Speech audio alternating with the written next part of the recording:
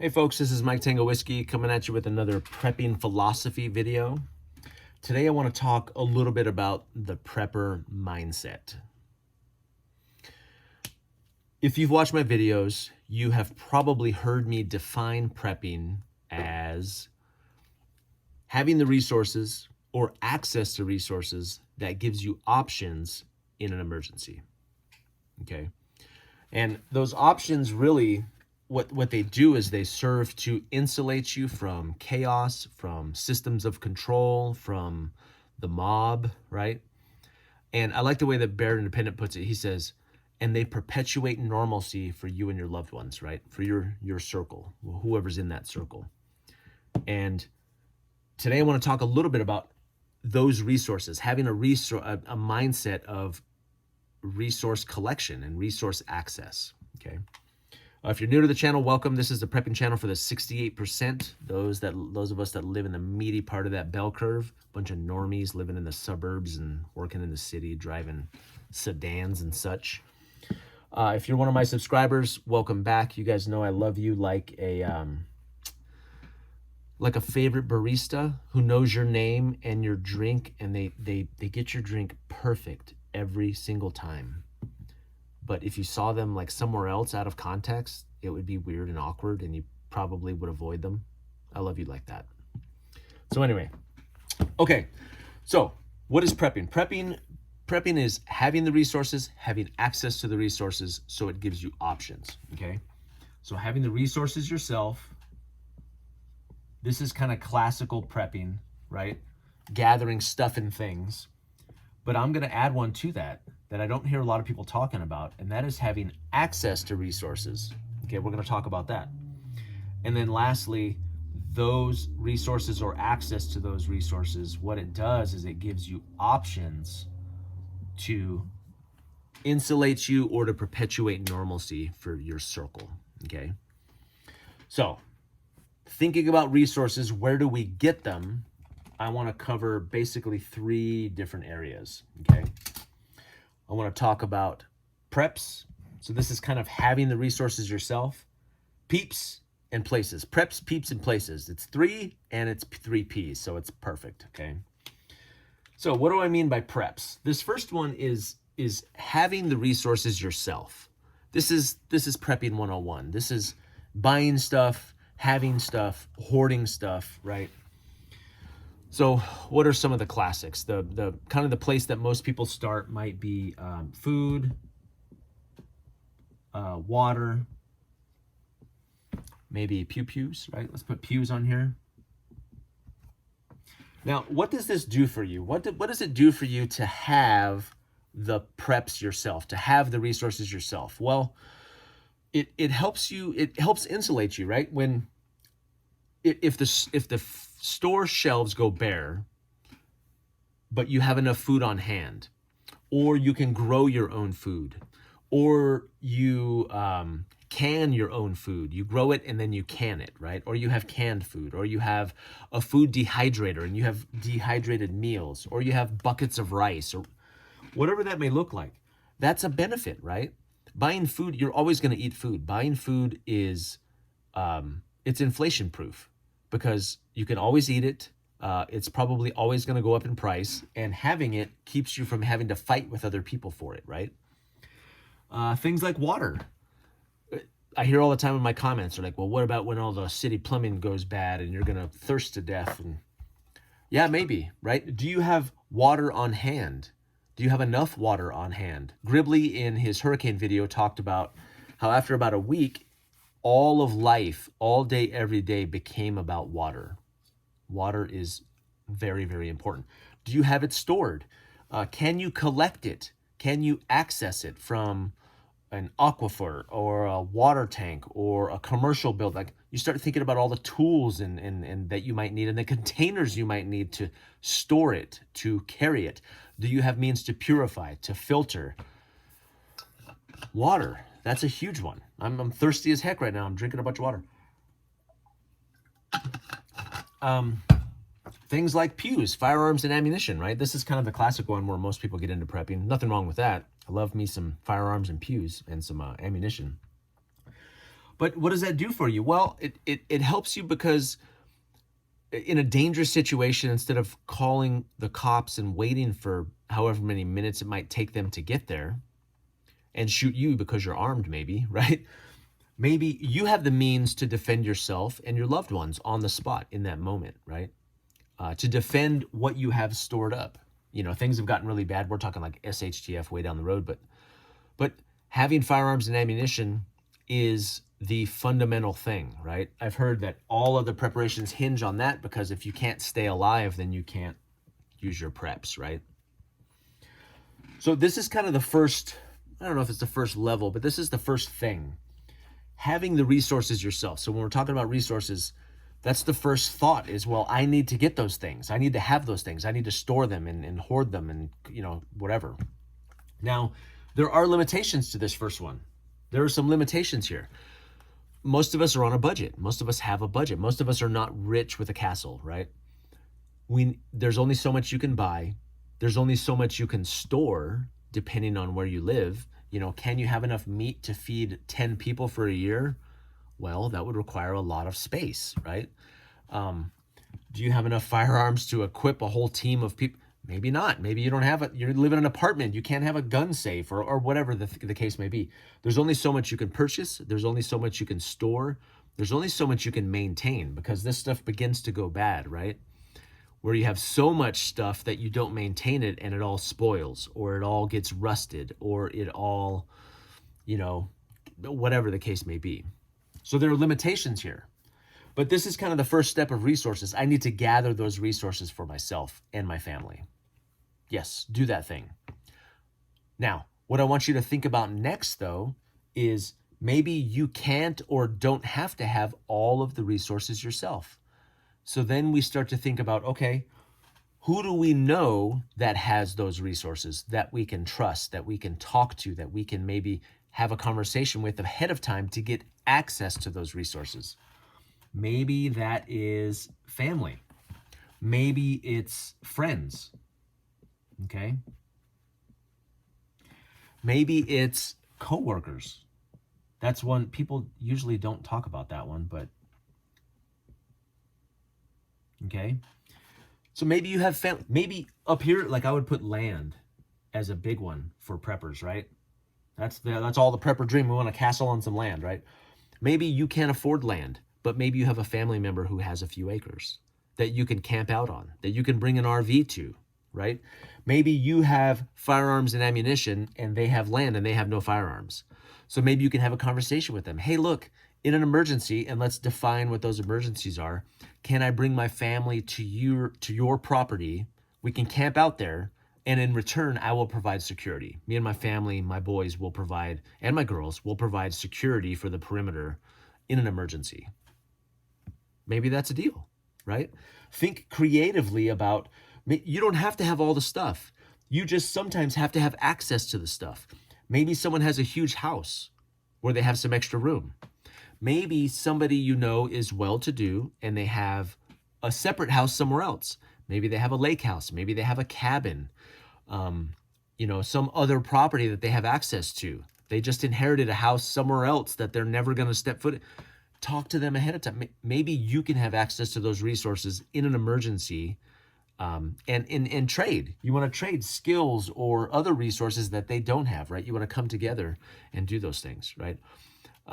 I don't have a regular place to shoot, but I'm meeting people who do have access to places where I can shoot. That's a huge benefit, right? A place to do some training, to do some shooting with myself, with my family, with others.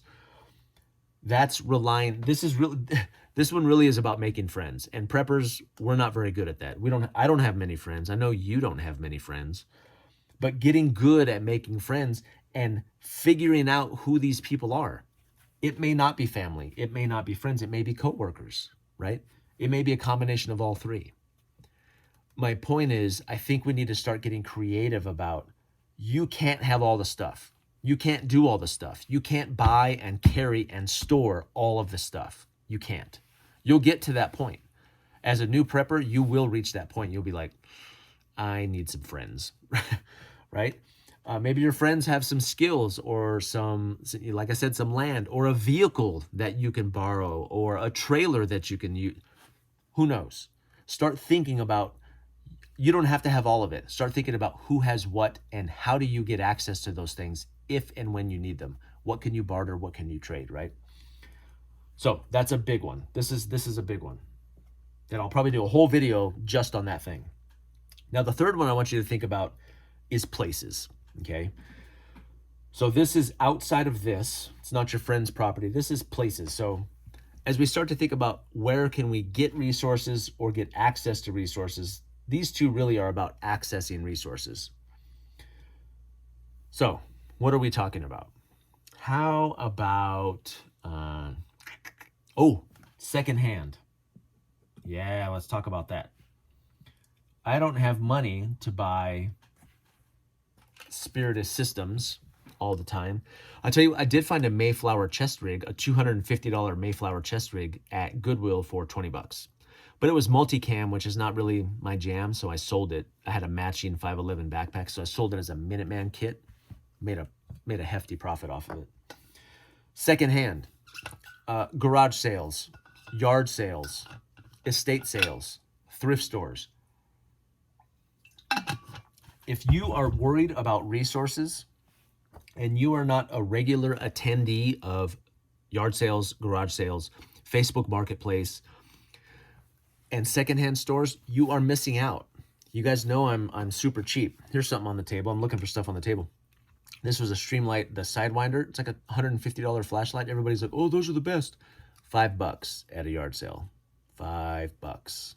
$5. Is that the right? No, that's not right. 5 pesos.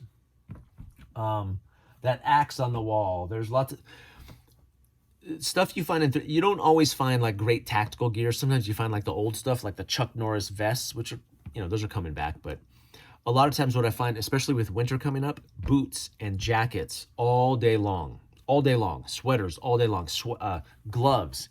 Every time I'm in the thrift store, I'm looking at hats, I'm looking at gloves, because my kids are constantly losing those things. So every winter I have a bucket in the garage full of gloves and full of hats because they're going to lose all of them by spring, okay? And I buy those things on pennies on the dollar. Good gloves, quality gloves, warm gloves, boots, jackets, camping equipment, sleeping bags, all day, every day I find sleeping bags. The other day I found a Solo stove, the big Solo stove, $50, and they retail for about $350. Secondhand, okay? Places to find resources for pennies on the dollar. Do that one, do that thing, okay? Another place, let's think about water and food. So I'm gonna put work on here. Now, this is one, I know this can get touchy. People are like, oh, you're stealing from your job. I'm not talking about that. What I'm talking about, think about water coolers. So at my job, I can think of, and I'm thinking about this all the time. I know where the water coolers are. I know where the snack bars are. I know where the vending machines are. I know where the community refrigerators are. And I know at work, I know when there's leftovers, right? I joke at work that leftovers are part of my benefits package. And me and a friend, I'm buying Tupperware specifically to take leftovers home. I took leftovers home 2 days, two days ago now. And this is the third night. So the leftovers have fed my family dinner for 3 nights in a row. That's what I'm talking about. That saved me a lot of money. That dinner meal saved me, I don't know, $50, $60. I feed my family for like $10 a meal, $15 a meal. But work, do you have access to leftovers? Do you have access to water? Everywhere I go at work, I'm filling up my bottle. Every time I go to another location, I fill my bottle up. I drink and I fill up. I drink and I fill up. I'm always hydrated. Not always. Most of the time I'm hydrated. And I always have a fresh batch of water with me, right? What if I need to bug out? What if SHTF happens all of a sudden everywhere all at once? I'm going to want some water. Think about getting in that resource mindset and thinking about where they are, if you need to access them, and when you need to access them. So think about work. And in an emergency, I know that at my job, if I needed tools or equipment or a cart to carry stuff, I'm not going to get in trouble for that. That's not in a true emergency where I'm trying to help myself or others, maybe evacuate or get to safety. All bets are off. There's always like an exemption in the law for times of emergency, right? Think about, you should know at your job where all of the resources are, where the food, where the water, where the tools, where the equipment, where the access to spaces in case you need to get protection from violence or people or weather. You should know all of those things. You should be an explorer at your place of work, okay? So secondhand is a good place to get resources. Work is a good place to get resources. And then last, what's another one? So secondhand, work. Oh, here's one that's going to be controversial. Food banks. Okay. Now I know there's a lot of people that are not financially strapped, and they go, no, that is for people who desperately need it. And that is true. But if you talk to any manager at a food bank, they are desperate for people to come and get that food. Okay. And every week they throw stuff out. Not every location, but some of the locations are very underutilized, and they throw away literally tons of food every week. Food banks are not great for fresh produce and like baked goods. Most of that stuff is about to go bad. But frozen goods, canned goods, pasta.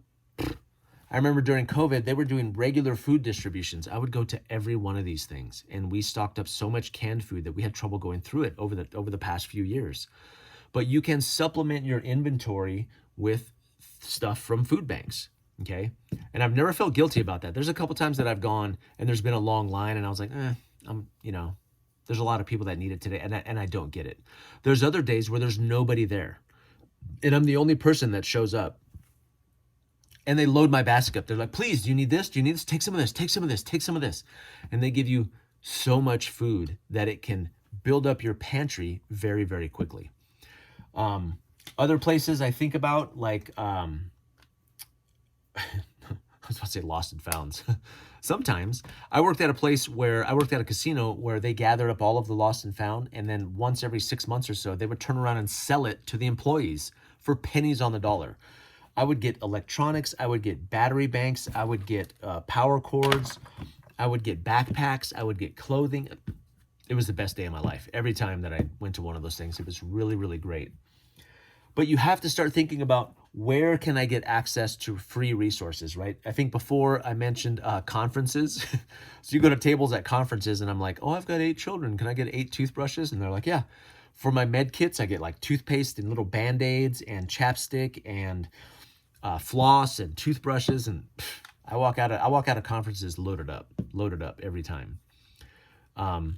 If you're military, think about, is it VSOs? It's not VSO. Is it a VSO? At airports, I'm so cheap. I'm always thinking about, where can I get a free meal? Where can I get a snack for free, right? Where can I gain access to, now, without rule of law would probably be a different question, right? You would probably have much more ready access to a lot of the stuff we're talking about. We're talking mostly TOTC, turd on the carpet, which would be rule of law type situation, right? But I just wanted to make a short video talking about this prepper mindset. Having resources, having access to resources, or people who have those resources, right? And then maybe thinking about places where there might be resources that you can access if you need them. Things like water, things like food, things like shelter, right? Things like tools, things like equipment, right? So yeah, those are the 3 Ps. I just wanted to kind of get that out there. I've been thinking about this for a while. Because I walk around thinking about this all the time, and I'm not nearly as ashamed of. I'm not ashamed of it at all anymore. I used to be kind of like, oh, can I have the leftovers? I'm like, no, I will clean up this whole party if I can have the leftovers. Like, shake on it, yeah, and I take leftovers home. I'm carrying bags of leftovers, and I feed my family with them. Right, that saves me money. So, this is kind of curbs. People set stuff out on curbs. If you have access to a military base, every week people put stuff out on curbs on military bases for the bulk collection. Maybe it's not every week, it's like once a month. That's a huge day because people in the military are pretty well off. for the most part, and they have quality stuff. If you can get access to a base on bulk pickup day, it's like Christmas. Yeah, free stuff. Anyway, I'm starting to ramble, getting excited thinking about free stuff. Anyway, I'm going to end it there because we just hit 20 minutes.